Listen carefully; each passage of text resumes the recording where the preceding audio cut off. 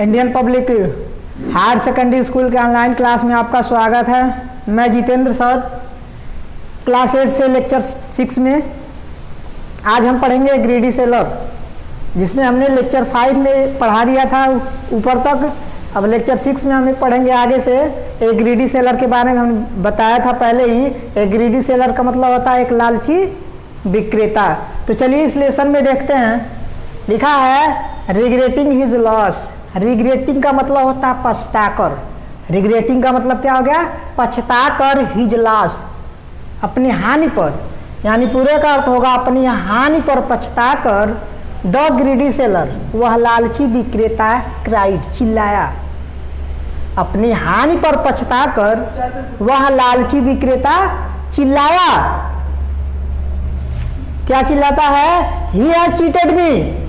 He has cheated मी का मतलब हो गया उसने मुझे धोखा दिया है। उसने मुझे धोखा दिया है। ही हैज चीटेड मी का मतलब हो गया उसने मुझे धोखा दिया है। आप द प्रॉफिट, लाभ में, उसने लाभ में धोखा दिया है। अब आगे चलते हैं। I have lost the ball. क्या कहता है? I have lost the ball. यहां पर भी का मतलब हो गया है, होता है शॉर्ट फॉर्म है इसका। I have lost the ball, मैंने क्या किया? उस कटोरे को खो दिया। वह लालची विक्रेता कहता है कि मैंने उस कटोरे को क्या किया? खो दिया। अब आगे देखिए। He was so full of सरो, वह इतना दुखी हो गया एंड डिसअपॉइंटमेंट। वह क्या हो गया? वह दुखी और निराश होकर, वह दुखी और निराश हो गया। सौरो का मतलब होता है दुखी और डिसअपॉइंटमेंट का मतलब होता है निराश। कह रहा है he was so full of sorrow and disappointment. कह रहा है कि दुखी और निराश होकर हो गया। एंड सो मैंडेड, और वह इतना पागलपन में आ गया। और वह इतना मैंडेड का मतलब होता है पागलपन होना।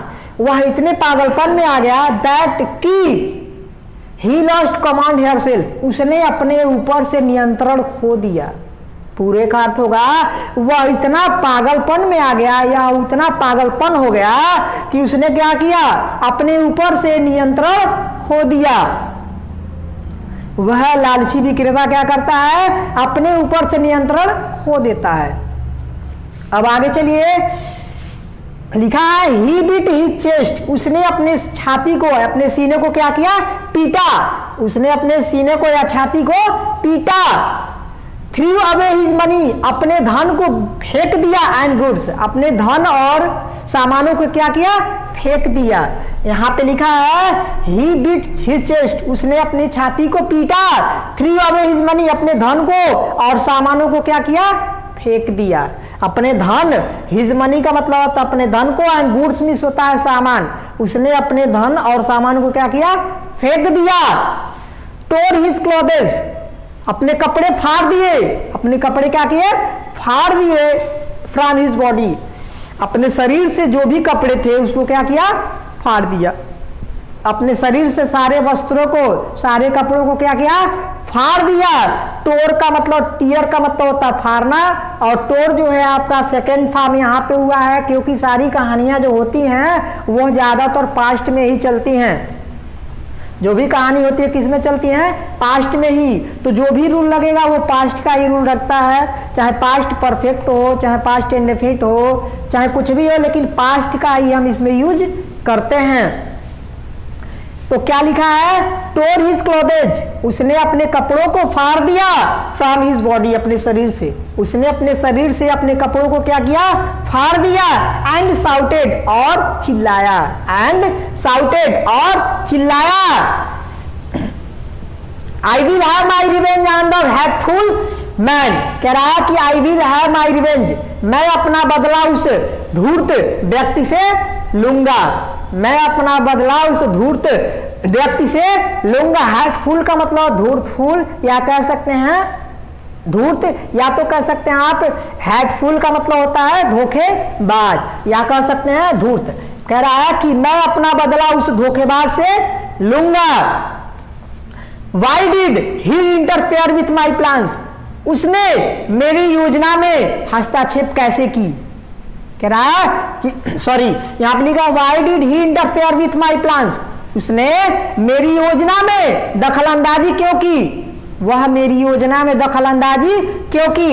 इंटरफेयर का मतलब होता है दखलंदाजी करना, हस्तक्षेप करना या टांग अड़ाना। इंटरफेयर का मतलब होता है दखलंदाजी करना, हस्तक्षेप करना या तो टांग अड़ाना। तो इसका पूरा अर्थ होगा why did he interfere, why did he interfere with my plans, उसने मेरी योजना में दखलंदाजी क्यों दी। आगे चलिए, the two man were shocked, दोनों जो महिलाएं थी वो स्तभित थी, स्तंभ हो गई थी, स्तब्ध हो गई थी। दोनों महिलाएं क्या हो गई थी, स्तब्ध हो गई थी या भौचक्का रह जाना या स्तब्ध रह जाना।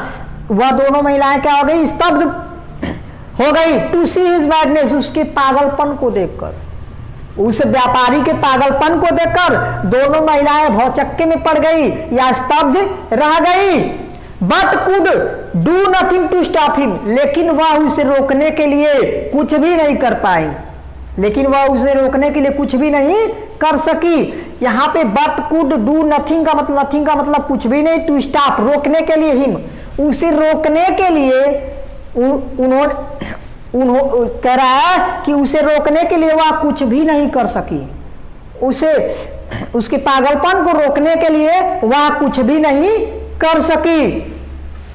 आगे चलिए देखते हैं, he rushed after Serivan to the river side, वह कह रहा है कि ही रश्ड, वह दौड़ा या वह भागा, आफ्टर सेरिवन, सेरिवन के पीछे पीछे, टू द रिवर साइड, नदी की तरफ, वह नदी की तरफ सेरिवन के पीछे भागा, वह नदी की तरफ सेरिवन के पीछे पीछे क्या हुआ, भागा या दौड़ा।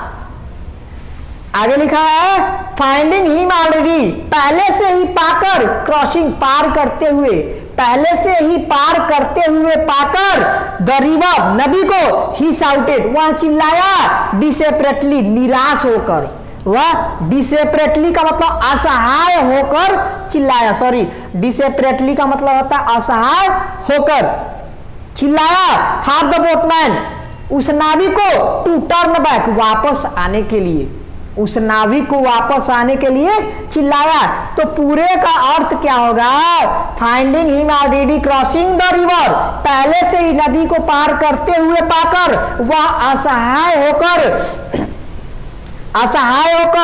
नाविक को, उस नाव को वापस करने के लिए चिल्लाया। एक बार और देख लेते हैं, थोड़ा बड़ा है तो देख लेते हैं।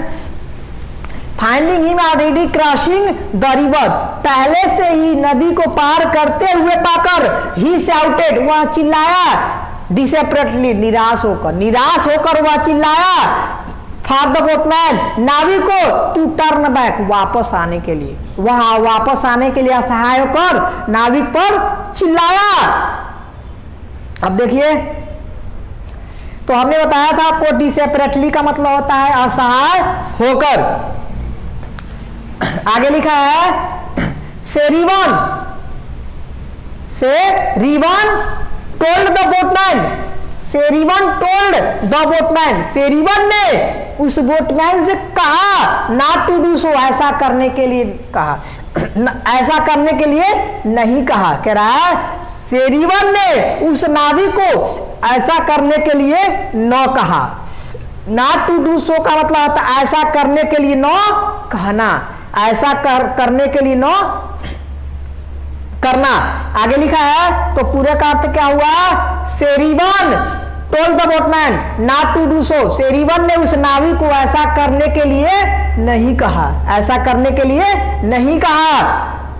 आगे लिखा है watching the boat helplessly, watching the boat helplessly, कह रहा है कि असहाय होकर उस नाव को देखते हुए, उस नाव को देखकर असहाय रूप से उस नाव को हेल्पलेसली का मतलब असहाय होकर उस नाव को देखते हुए या निहारते हुए, हिज हार्ट हेल्पलेसली, उसका हृदय क्या हो गया, असहाय हो गया। His heart full of zealous, उसका हृदय कैसे भर गया? ईर्ष्या से भर गया। जीलियस का मतलब होता है, जीलिसी का मतलब ईर्ष्या से भर गया। हिज हार्ट, उसका हृदय जो है ईर्ष्या से भर गया। एंड हेट्रेड, और घृणा से, उसका हृदय ईर्ष्या और घृणा से क्या हो गया? भर गया। जीलिसी का मतलब होता है घृणा और हेट्रेड, सॉरी, जीलिसी का मतलब होता है ईर्ष्या और हेट्रेड का मतलब होता है घृणा। आगे लिखा है द सेलर्स आउटेड, वह व्यापारी चिल्लाया, इंसल्टेड ऑफ द फियरलेस सेरिवन, कह रहा है अपमानित होकर वह उस निडर सेरिवन पर चिल्लाया। अपमान कर रहा है, साउटेड इंसल्टेड, वह गिल्टी फील करके या वह अपमान होकर या अपमान महसूस करके वह उस निडर सेरिवन पर चिल्लाया। हु वाज बोधिसत्व, जो बोधिसत्व था, जो क्या था? बोधिसत्व था। आगे लिखा है his threats were of no use, उसकी धमकी कोई भी काम नहीं की, उसकी धमकी कोई भी काम नहीं की। थ्रेट्स मिस होता है धमकी, धमकी या धमकी देना, थ्रेट्स मिस होता है धमकी देना, और यह पॉसेसिव केस के साथ जुड़ा हुआ है तो इसका क्रिया के रूप में अर्थ नहीं लेंगे। इसका मतलब हिज थ्रेट्स का, यह एक नाउन की तरह काम करेगा। हिज थ्रेट्स का मतलब होता है उसकी धमकी का उस पर कोई भी प्रभाव नहीं पड़ा या कोई भी प्रयोग नहीं हुआ, या कोई भी प्रयोग नहीं हुआ। आगे लिखा and with all the excitement, और सारी उत्सुकता को लेकर या सारी उत्सुकताओं के साथ हिज हार्ट बस्ट, उसका हृदय क्या हो गया? फट गया। यह सारी चीजें अपने अंदर उत्सुकता को लेकर, सारी चीजों को लेकर, या कह रहा है and with all the excitement, और सभी प्रकार की उत्सुकता के साथ हिज हार्ट बस्ट, उसका हृदय क्या हो गया? फट गया। उसका हृदय क्या हो गया? बस्ट मिस होता है फटना, फट गया। And he fell down dead, और वह जमीन पर गिरकर मर गया, और वह जमीन पर गिरकर मर गया। थैंक्स।